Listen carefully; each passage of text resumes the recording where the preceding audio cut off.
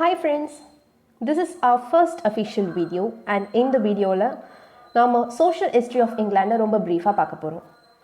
எந்த கண்ட்ரியோட லிட்ரேச்சரை எடுத்துக்கிட்டாலுமே அந்த கண்ட்ரியோட ஹிஸ்ட்ரி தான் ரொம்ப பேக் போனாக இருந்து அந்த லிட்ரேச்சர் சப்போர்ட் பண்ணும். ஸோ அந்த வகையில் நம்ம பிரிட்டிஷ் லிட்ரேச்சரை பார்க்க போனோம்னா அதோடைய ஹிஸ்ட்ரி தான் ரொம்ப இம்பார்ட்டன்ட். ஸோ அந்த ஹிஸ்ட்ரியை நம்ம இன்னைக்கு ரொம்ப பிரீஃபாக பார்க்கலான்ட்டு இருக்கோம். பை த வே இன்னைக்கு மொத்த ஹிஸ்ட்ரியும் பார்க்காம ஃப்ரம் பிசி டு 1300s வரைக்கும் நடந்த ஹிஸ்ட்ரியை பார்க்குறோம். தட் இஸ் 100 years war முன்னாடி வரைக்கும் என்ன நடந்துச்சு அப்படின்றத இந்த வீடியோவில் பார்க்கலாம். ஃபர்ஸ்ட்லி இங்கிலாண்டுடைய ஒரிஜினல் இன்ஹாபிட்டன்ஸை பற்றி அதிகமான டீட்டெயில்ஸ் கிடையாது. ஆனால் சில ஃபிலாலஜிஸ்ட் இங்கிலாண்டோட ஃபர்ஸ்ட் இன்ஹாபிட்டன்ஸ் யாராக இருக்குன்னு சொல்லியிருக்காங்கன்னா இவங்க ஒரு வகையான பூர்வக்குடிகள். இந்த பூர்வக்குடிகளுக்கு அவங்க கொடுத்துருக்க பேர் பிக்ஸ்ன்ற இந்த பூர்வக்குடிகள் தான் இங்கிலாண்டை முதல்ல இன்ஹாபிட் பண்ணாங்க அப்படின்னு சொல்லியிருக்காங்க. சின்ஸ் இந்த பிக்ஸ் ரொம்ப குறைவான இன்டெலெக்சுவல் லெவல் அது கம்மியாக இருந்தனால சில ஃபிலாலஜிஸ்ட் இங்கிலாண்டுடைய ஃபர்ஸ்ட் இன்ஹாபிட்டன்ஸ் ஒரு செட் ஆஃப் அபாரிஜின்ஸ், அவங்களோட பேர் பிக்ஸ் அப்படின்னு சொல்லியிருக்காங்க. பிக்ஸை பற்றின அவங்க கொடுத்துருக்க ஒரே டீட்டெயில் இவங்களுக்கு ரொம்ப கம்மியான இன்டெலெக்சுவல் லெவல் உண்டு அப்படின்னு சொல்லியிருக்காங்க.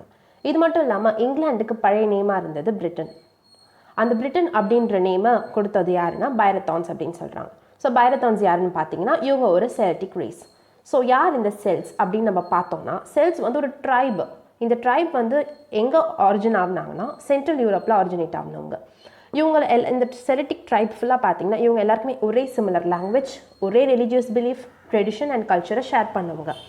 இவங்க ஆல்மோஸ்ட் வெஸ்டர்ன் யூரோப் முழுசாக ஸ்ப்ரெட் ஆகியிருந்தாங்க, including Britain, Ireland, France and Spain. So இந்த செல்டிக் ரேஸான பைரத்தான்ஸ் தான் பிரிட்டன் அப்படின்ற நேமை, அதாவது ப்ரெசன்ட் இங்கிலாந்துக்கு பிரிட்டன் அப்படின்ற நேமை கொடுத்தவங்க. முன்னாடி சொன்ன மாதிரி பிக்ஸுக்கு ரொம்ப கம்மியான இன்டெலெக்சுவல் லெவல் இருந்தனால இவங்கள அதிகமான கண்ட்ரிஸ் ஒரு வெளியிலேருந்து நிறைய பேர் இன்வைட் பண்ண ஆரம்பித்தாங்க. ஸோ ஃபர்ஸ்ட் பிரிட்டனை இன்வைட் பண்ணது யாருன்னு பார்த்தீங்கன்னா ரோமன்ஸ். அதாவது ஏர்லியாக 55 BCயில் ரோமன்ஸ் பிரிட்டனை இன்வைட் பண்ணாங்க. இவங்களுக்கு தலைமை தாங்கினது ஜூலியஸ் சீசர். ஜூலியஸ் சீசர் தலைமையில் ரோமன்ஸ் பிரிட்டனை இன்வைட் பண்ணும்போது அவங்களுக்கு இருந்த ஒரே ஐடியா என்னென்னா இங்கிலாண்டில் இருக்க வெல்த்தை பிளண்டர் பண்ணிட்டு வீட்டுக்கு எடுத்துகிட்டு போகணும். அதாவது பிளண்டர் அண்ட் ரிட்டர்ன் ஹோம். முடிஞ்ச அளவுக்கு எல்லாத்தையுமே திருடி எங்கள் சொந்த தாய்நாட்டுக்கு எடுத்துகிட்டு போகணுன்றது அவங்களுடைய ஒரே ஐடியாவாக இருந்தது. ஆனால் பிரிட்டன்லேருந்து அந்த வளத்தையும் அந்த சாயிலேருந்து அந்த ஃபர்டிலிட்டி அதோடைய அந்த விளையும் தன்மையை பார்த்ததுக்கப்புறம் அவங்களுக்கு பிரிட்டனை விட்டு போக மனசு இல்லாமல் அங்கேயே அவங்களோட ஆக்குபேஷனை ஆரம்பித்தாங்க. ரோமன்ஸ் இங்கிலாண்டை ஆட்சி பண்ண இந்த 300 yearsல இங்கிலாண்டுக்கு அவங்க நிறைய ரோட் ஃபெசிலிட்டிஸ் அண்ட் லேண்ட் ஃபர்டிலிட்டியை மெயின்டைன் பண்ணிட்டு இருந்தாங்க. இந்த பீரியடில் தான் பிரிட்டன் யூரோப்புடைய ஒரு சீஃப் கிரானரியாக மாறுச்சு. இதே டைமில் 300 years ரோமன் ஆட்சிக்கு அப்புறம் 15th அதாவது மிட் 5th century அப்போது பிரிட்டனை ஜெர்மனிக் ட்ரைப்ஸ் இன்வைட் பண்ணுறாங்க. ஸோ ஜெர்மனிக் ட்ரைப்ஸ் அப்படின்னு சொல்லும் போது 3 இம்பார்ட்டன்ட் ட்ரைப் பிரிட்டனை இன்வைட் பண்ணாங்க. ஸோ அந்த 3 இம்பார்ட்டன்ட் ட்ரைப்ஸ் யாருன்னா the Jutes, the Saxons and the Angles. இந்த 3 ரேஸ் தான் அதாவது இங்கிலாந்து அப்படின்ற நேமை கொடுத்தவங்க. எப்படி பைரத்தான்ஸ் அப்படின்ற அந்த ட்ரைப் பிரிட்டன் அப்படின்னு நேம் கொடுத்தாங்களோ அதே மாதிரி இன்றைக்கி இங்கிலாந்து அப்படின்னு நம்ம கூப்பிட்டுருக்க நேமை இந்த ட்ரைப்ஸ் தான் கொடுத்தாங்க. இந்த இன்வேடர்ஸ் தான் ஹிஸ்ட்ரியில் ரொம்ப ஃபேமஸாக பேசப்பட்டிருந்த எப்டாச், அதாவது 7 kingdoms அப்படின்ற இந்த 7 kingdomஸை எஸ்டாப்ளிஷ் பண்ணதும் இதே ஜெர்மனிக் ட்ரைப்ஸ் தான். ஸோ இந்த 7 எப்டாச் அப்படின்ற 7 kingdoms என்னென்ன அப்படின்னு நம்ம பார்த்தோன்னா Kent, Essex, Sussex, Wessex, Northumbria, East ஏஞ்சியா அண்ட் மர்சியா. இவங்க தான் இந்த ஃபேமஸ் 7 kingdoms, அதாவது ஹெப்டாச். ரோமன்ஸ்க்கு அப்புறம் ஜெர்மனிக் ட்ரைப்ஸ் இன்வைட் பண்ணாங்க. இப்போ ஜெர்மனிக் ட்ரைப்ஸ் இன்வைட் பண்ணதுக்கப்புறம் அதாவது மிட் ஆஃப் த 9th centuryயில் இங்கிலாண்டை டேன்ஸ் அண்ட் நார்ஸ்மேன் இன்வைட் பண்ணுறாங்க. அதாவது டேன்ஸ் அண்ட் நார்ஸ்மேன் அப்படின்னா டென்மார்க்லேயும் நார்வேலேருந்து அதாவது நார்தர்ன் யூரோப்லேருந்து வந்தால் டேன்ஸ் அண்ட் நார்ஸ்மேன் இன்வைட் பண்ணுறாங்க. இவங்க 2 பேருமே இங்கிலாண்டை ஷேர் பண்ணி இன்வைட் பண்ணும்போது டேன்ஸ் மட்டுமே ரூல் பண்ணிட்டு இருந்தால் அந்த டெரிட்டரிக்கு அவங்க வச்ச பேர் டென் லா.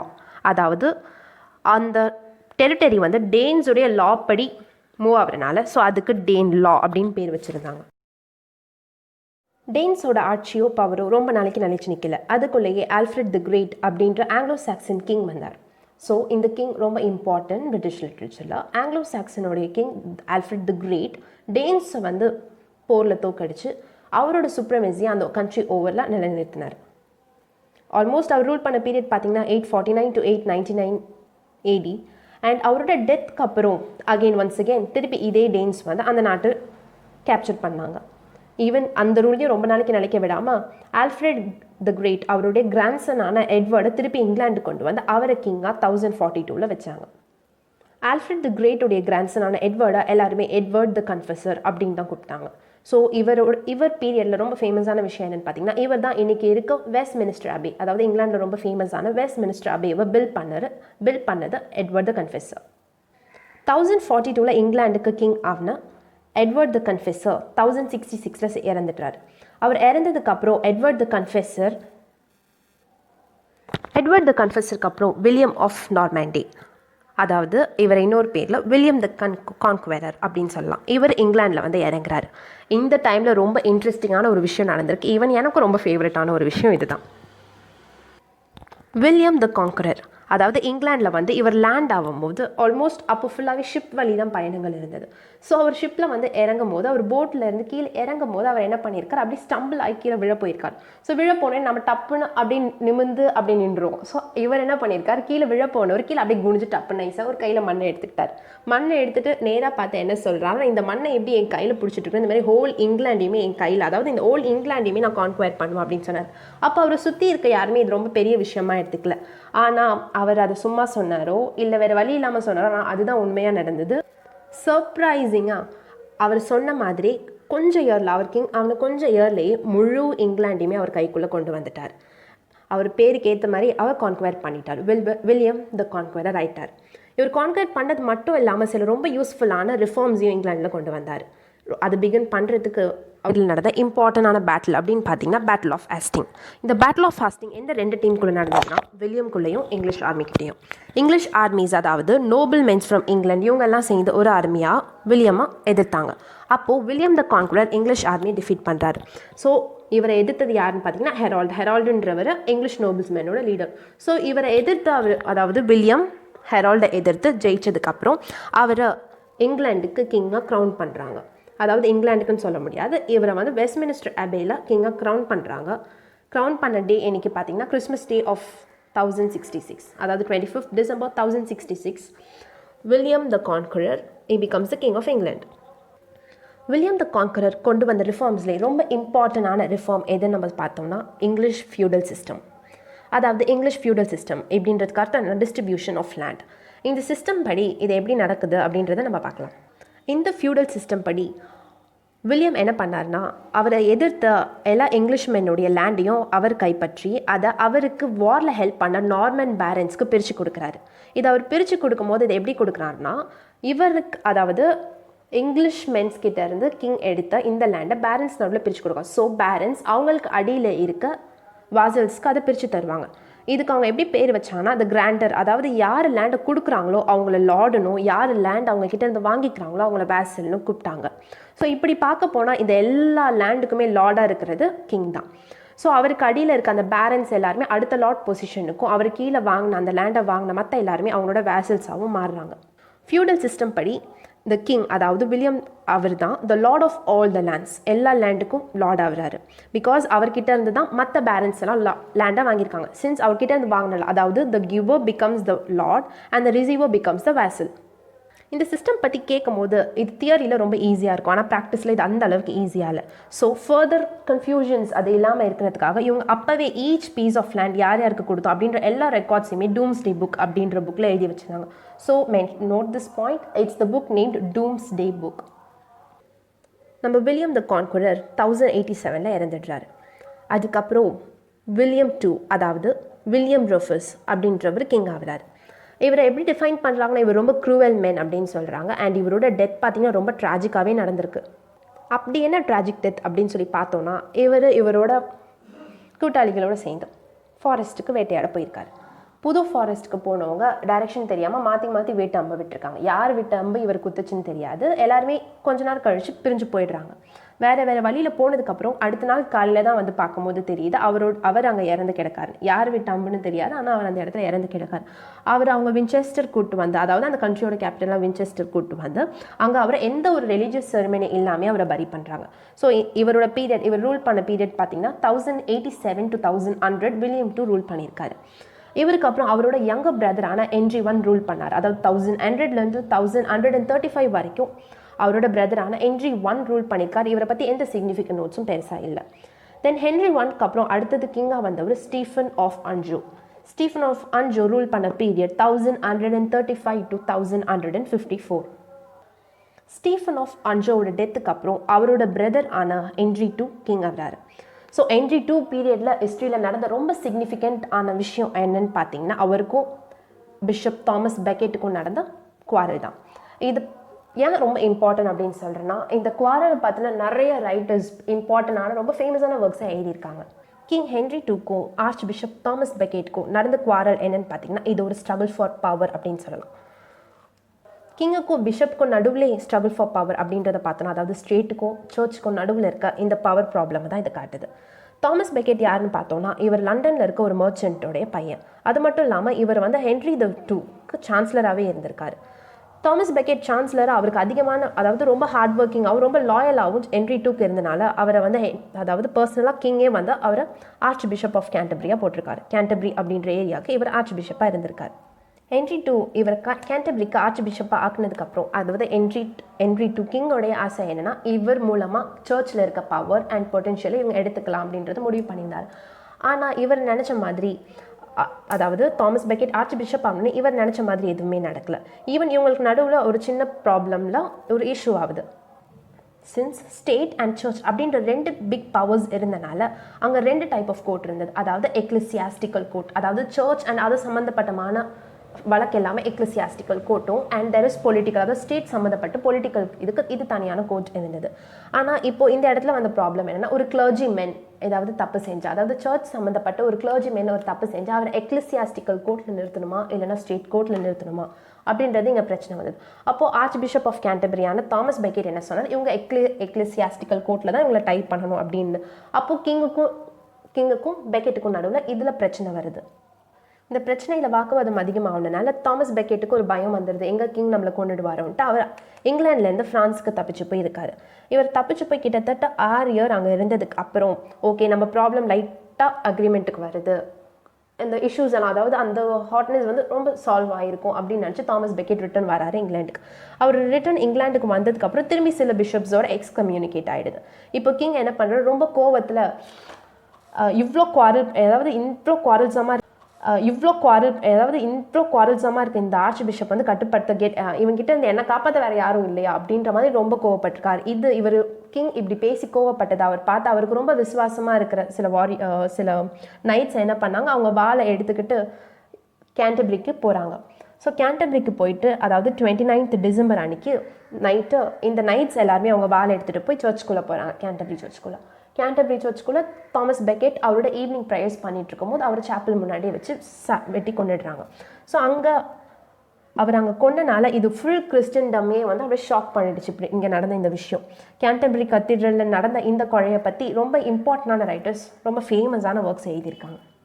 கேண்டபரி சர்ச்சில் நடந்த இந்த கொலைக்கு அப்புறம் கிங் வந்து ரொம்ப மனசு வருத்தப்பட்டு அங்கே வந்து அவர் பண்ண தப்புக்காக பெனன்ஸ் பண்ணுறாரு. இதே சர்ச் அதாவது இந்த கெத்தீட்ரல் கீழேயே தாமஸ் பெக்கெட்டோட தோம்பை வச்சுருக்காங்க. இது மட்டும் இல்லாமல் எந்த ஒரு விஷயத்துக்காக பிரச்சனை ஆரம்பிச்சுதோ அந்த பிரச்சனையை வந்து கிங் வந்து அதாவது ஒரு உயிர் பலிக்கு அப்புறம் கிங் என்ன பண்ணுறாரு ஓகே கிளர்ஜிமேன் யாராச்சும் தப்பு செஞ்சாங்கன்னா அவங்கள நீங்கள் எக்லிசியாஸ்டிக்கல் கோர்ட்லேயே வச்சு தண்டிச்சுக்கோங்க அப்படின்னு சொல்லி முடிவு எடுத்துக்கிறாரு. ஈவன் இந்த எக்லிசியாஸ்டிக்கல் கோர்ட்டில் கிளர்ஜிமேனை டைப் பண்ண இந்த ப்ராக்டிஸ் வந்து ஆல்மோஸ்ட் ரெஃபர்மேஷன் பீரியட் வரைக்குமே ஃபாலோ ஆகிட்டு இருந்ததுன்னு சொல்லலாம். சரி இந்த தாமஸ் பெக்கெட்டோட மாற்றிடம்ல என்ன ஃபேமஸ் ஒர்க் வந்திருக்கு அப்படின்னு சொல்லி பார்த்தோன்னா நம்ம சார்ஸருடைய கேண்டபரி டேல்ஸ். இந்த கேண்டபரி டேல்ஸ் வந்து சில கலெக்ஷன்ஸ் ஆஃப் ஷார்ட் ஸ்டோரின்னு சொல்லலாம். ஸோ இந்த கலெக்ஷன் ஆஃப் ஸ்டோரிஸில் பார்த்தீங்கன்னா இந்த பில்கிரிம்ஸ் எல்லாருமே போய் சேர அவங்களோட ஒரே டெஸ்டினேஷன் எதுவாக இருக்கும்னா நம்ம கேண்டபரி சர்ச் தான். இது மட்டும் இல்லாமல் ஜார்ஜ் டார்லி அப்படின்ற ஒரு ஐரிஷ் ட்ராமாட்டிஸ்ட் கூட தாமஸ் பெக்கெட்டை பற்றி எழுதியிருக்காங்க. இவரோட ஒர்க் வந்து தாமஸ் பெக்கெட் அ ட்ராமாட்டிக் க்ரானிக்கல் இன் 5 acts அப்படின்ற ஒர்க்கை 1840 எழுதியிருக்காரு. இதுக்கப்புறம் Alfred Lord Denison dramas about Thomas Beckett எழுதியிருக்காரு. அது மட்டும் இல்லாமல் நம்ம T.S.Eliotோட மர்டர் இந்த கேத்தீட்ரலும் இந்த மர்டரை பற்றி தான் இருக்குது. ஹென்ரி the 2க்கு அப்புறம் ரிச்சர்ட் the 1st கிங் ஆகிறாரு. ரிச்சர்ட் the 1st அப்படின்றவர் ஹென்ரி the 2ோட சன். இவரை பாப்புலராக எல்லாருமே ரிச்சர்ட் த லயன் ஆர்ட் அப்படின்னு சொல்லி கூப்பிட்றாங்க. ஏன் இவர் லயன் ஆர்ட் அப்படின்னு சொல்லி கூப்பிட்றாங்கன்னு பார்த்தீங்கன்னா இவர் ஹிஸ்ட்ரியிலே ரொம்ப ஃபேமஸான க்ரூசேட் வார் அந்த வாரில் 3 இம்பார்ட்டன்ட் குரூசைட் வாரில் இவர் பார்ட்டிசிபேட் பண்ணியிருக்காரு. அதாவது இவரோட பீரியடில் இந்த இம்பார்ட்டண்டான 3 குரூசைட் வார் நடந்திருக்கும். அதனால் குரூசைட் வார் 3 இல்லை, மொத்தம் 8 குரூசைட் வார்ஸ், அதாவது மோர் தென் 8 இருக்கான்னு தெரியல, ஆல்மோஸ்ட் 8 குரூசைட் வார்ஸ் இருக்குது. இந்த 8ல் 3 குரூசைட் வார் இவரோட பீரியடில் தான் நடந்திருக்கு. குரூசைட் அப்படின்ற இந்த வேர்டு கேட்டிங்கன்னா, குரூசைட் அப்படின்ற வேர்டுக்கு மீனிங் என்னென்னு நம்ம பார்த்தோன்னா கூட ஏதாச்சும் ஒரு நோபல் காஸ்க்காக, ஏதோ ஒரு காரணத்திற்காக போரிடுறது, ஃபைட் பண்ணுறது, இதை தான் குரூசைட் அப்படின்னு சொல்லி அவரோட அப்ஜெக்டிவ் என்ன அப்படின்னு சொல்லி பார்த்தீங்கன்னா, ஜெருசலேம் அதாவது ஜீசஸ் கிரைஸ்ட் பிறந்து வளர்ந்த அந்த ஹோலி லேண்டை யூரோப்பியன்ஸ் கைப்பற்றணும் அப்படின்றது தான் இதோட இது. அதாவது it's a battle between British, அதாவது இங்கிலீஷ் அண்ட் டர்க்ஸ். இங்கிலீஷ்க்கும் டர்க்ஸ்க்கும் நடுவில் நடந்த பேட்டில் எதுக்காகனா ஹோலி பிளேஸை கைப்பற்றதுக்கான நடந்த பேட்டில் தான் இந்த குரூசைட் வார். ஸோ இதோட ஃபர்ஸ்ட் குரூசைட் வார் அப்படின்னு பார்த்தீங்கன்னா 1099 நடந்தது. இதுக்கப்புறம் அதோட செகண்ட் குரூசைட் வார் 1144 நடந்தது. ஸோ 1144 நடந்த செகண்ட் குரூசைட் வாரில் டர்க்ஸ் பிரிட்டிஷை, அதாவது டர்க்ஸ் இங்கிலீஷை வந்து டிஃபீட் பண்ணாங்க. ஸோ ஏன் இதில் ஸ்பெசிஃபிக்காக பிரிட்டிஷ் அப்படின்னு டிஃபைன் பண்ணலாம், இது வெறும் பிரிட்டன் மட்டும் சம்மந்தப்பட்டது இல்லாமல் ஓல்டு யூரோப்பியன்ஸே, அதாவது கிறிஸ்டியன்டம் அப்படின்னு சொல்லப்படும் கிறிஸ்டியன்ஸே இதுக்கு எதிராக, அதாவது யூரோப்பியன்ஸோட கை கோர்த்து இதுக்கு அந்த ஹோலி பிளேஸ்க்காக ஃபைட் பண்ணியிருக்காங்க. ஆல்மோஸ்ட் 1144 நடந்த செகண்ட் குரூசைடில் சுல்தான் சலாயுதீன், அதாவது சிரியாவோட கிங் சுல்தான் சலாயுதீன் ஜெருசலேமை கிறிஸ்டியன்ஸ் கையிலேருந்து திரும்பி எடுத்துட்டார்.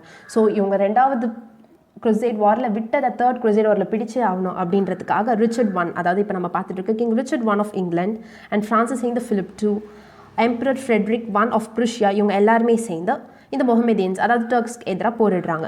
இந்த வார் ரொம்ப டஃபாகவும் அதே நேரத்தில் அன்சக்ஸஸ்ஃபுல்லாகவும் முடியுது. அதனால இவங்க ஒரு ட்ரூஸ் சைன் பண்ணுறாங்க. அதுபடி 1191 எல்லா கிறிஸ்டியன்ஸுமே, அதாவது இது எங்களுக்கு அப்படின்ட்டு அந்த லேண்டை கான்குவயர் பண்ண முடியல அப்படின்னாலும் கிறிஸ்டியன்ஸ் எல்லாமே அட்லீஸ்ட் ஒரு பில்கிரிமேஜ் ஆகுது ஹோலி லேண்டுக்கு போயிட்டு வரலாம், அதுக்கு நாங்கள் அலோவ் பண்ணுவோம் அப்படின்னு சொல்லிட்டு ஒரு ட்ரூஸ் சைன் பண்ணுறாங்க. ஸோ இப்படி தான் இந்த குரூசைட் வார், அதாவது 3 குரூசைட் வார் ரிச்சர்ட் I பீரியடில் நடந்திருக்கு.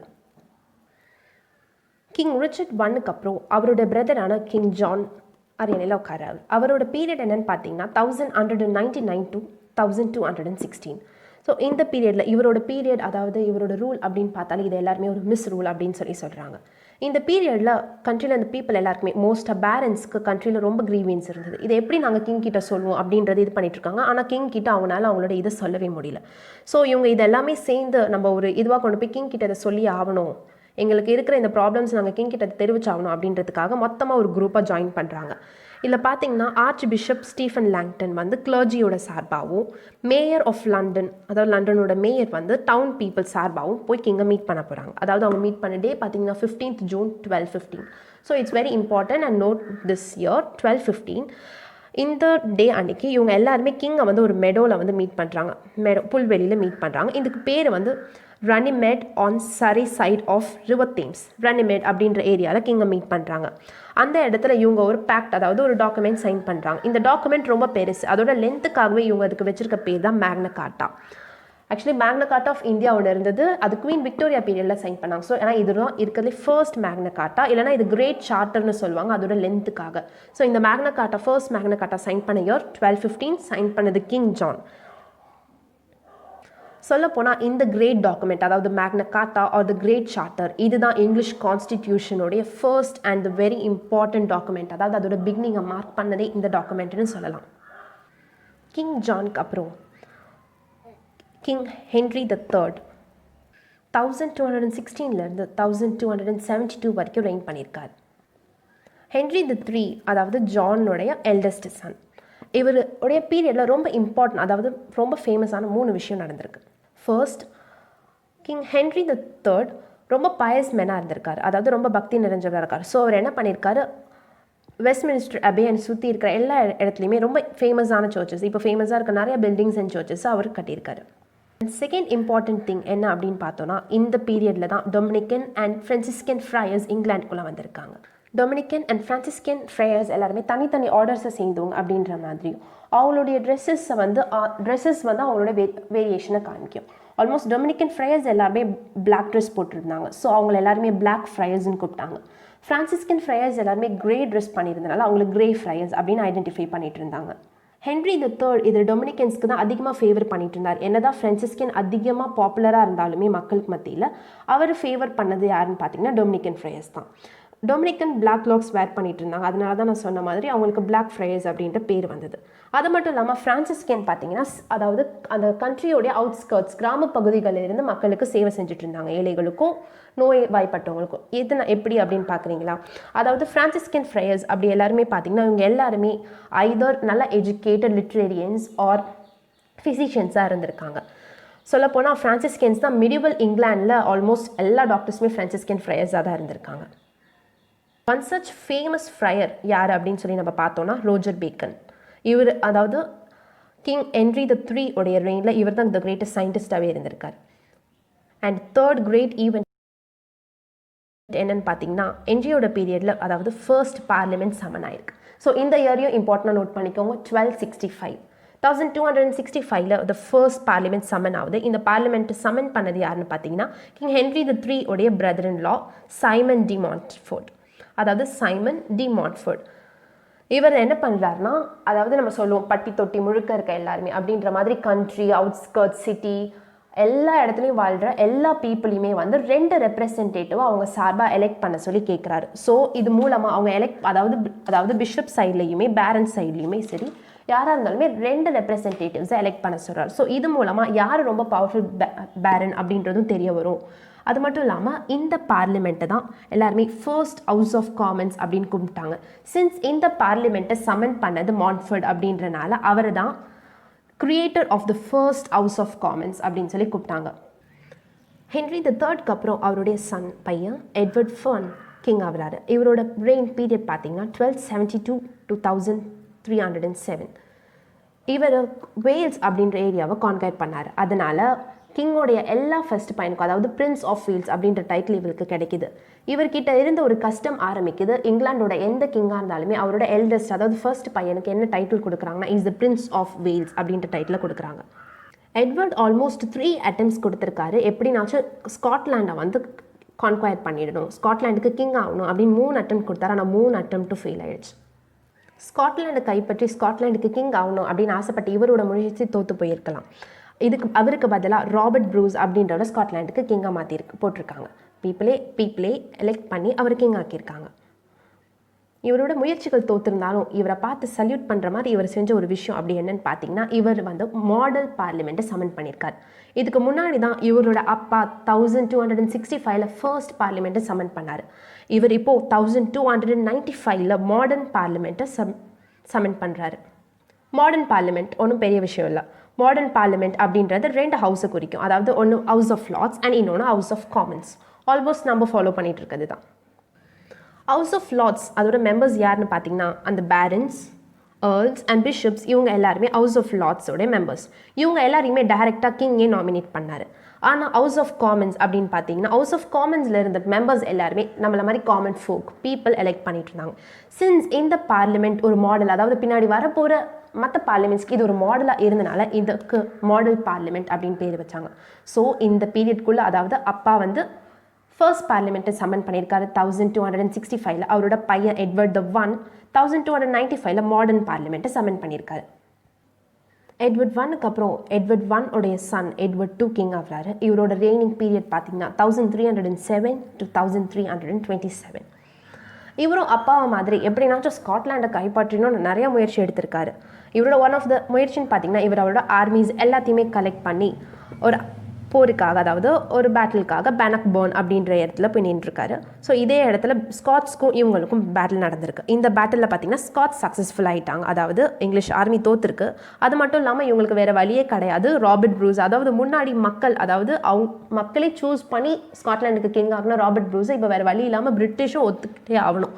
இங்கிலீஷ் மென்னும் வந்து ராபர்ட் ப்ரூஸ் தான் கிங் ஆஃப் ஸ்காட்லாண்ட் ஒத்துக்கிறார், ரெகக்னைஸ் பண்ண வேண்டிய நிலமை வந்துடும். இது மட்டும் இல்லாமல் இவரால் இது முடியல அப்படின்னாலும் இவங்களுக்கு நடுவில் அடிக்கடி என்னதான் ஒரு அக்ரிமெண்ட்டுக்கு வந்திருந்தாலுமே இந்த 2 கண்ட்ரீஸ்க்கும் நடுவில் அதாவது பிரிட்டிஷ் அண்ட் ஸ்காட்லாண்டுக்கு நடுவில் அடிக்கடி வார் மூண்டுக்கிட்டே அந்த ஃபைட் அதாவது எப்படி சொல்ல கோல்டு வார் உள்ளே இருந்துக்கிட்டே இருந்தது. ஆல்மோஸ்ட் இந்த கண்ட்ரீஸ்க்கு நடுவில் அடுத்த 200 வருஷத்துக்கு போர் நடந்துகிட்டே இருந்ததுன்னே சொல்லலாம்.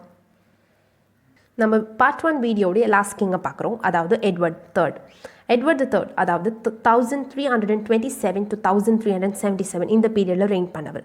இவர் பீரியடில் ரொம்ப அதாவது ரொம்ப இம்பார்ட்டண்ட்டான ஈவெண்ட் என்ன நடந்ததுன்னு பார்த்தீங்கன்னா இதுதான் marking the beginning of the 100-year war between England and France. இங்கிலாந்துக்கும் ஃப்ரான்ஸ்க்கும் நடந்த 100 வருஷம் அந்த போரை தான் வந்து இவரோட பீரியடில் ஸ்டார்ட் ஆகுது. இது மட்டும் இல்லாமல் இனிமேல் எட்வர்ட் III அண்ட் இந்த வாரை பற்றி நம்ம அடுத்த வீடியோவில் கண்டிப்பாக பார்க்கலாம். ஆல்மோஸ்ட் இந்த வீடியோவில் என்னோட அப்ஜெக்டிவான எந்த அளவுக்கு ஷார்ட்டாக உங்களுக்கு ப்ரீஃபாக இதை கொண்டு போய் சேர்க்க முடியுமோ அந்த அளவுக்கு என்னால் முடிஞ்சதை உங்களுக்கு கொடுத்துருக்கேன். ஆல்மோஸ்ட் இந்த வீடியோவில் உங்களுக்கு என்ன குவரிஸ் இருந்தாலும் நீங்கள் அதை கமெண்ட் பண்ணலாம். ஆல்மோஸ்ட் உங்களுக்கு வேறு எதை பற்றினா டீட்டெயில்ஸ் ஏதாச்சும் உங்களுக்கு சொல்லிக் கொடுக்கணும், ஏதாச்சும் ஒரு நாவலோ பிளேயோ உங்களுக்கு வேணும் அப்படின்னும் போது நீங்கள் அதை எங்களுக்கு கமெண்ட் செக்ஷனில் சொல்லலாம். Anyway, thank you for patiently listening to this video.